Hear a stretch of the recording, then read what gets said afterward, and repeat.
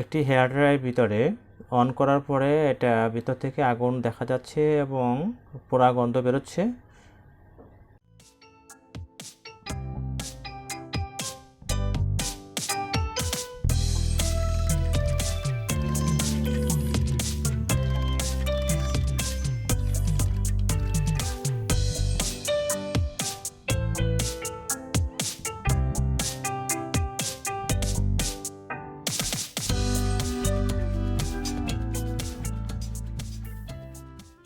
Bridge ডায়োডের যে কয়েলটা ছিল এটা ওপেন ছিল, আমরা এখন এটা সংযোগ করলাম এবং এই সংযোগ করার পর আমরা এখন এটা ওপেন থাকাতে এটা ভিতরে স্পার্ক করতো।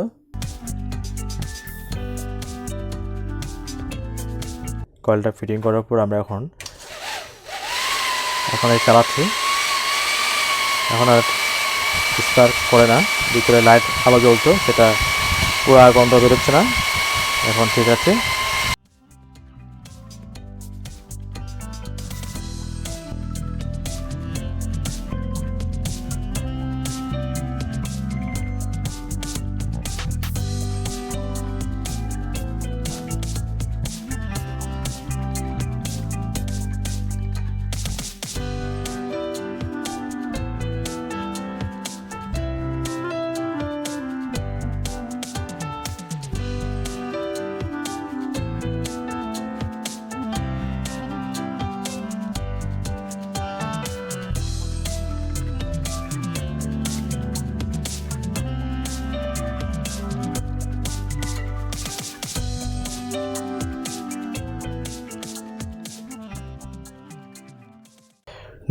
আমরা এটা ভিডিওটি যদি ভালো লাগে থাকে লাইক এবং শেয়ার আর সাবস্ক্রাইব করে রাখবেন এবং ইজি টেক বিষয়ের সাথে থাকবেন।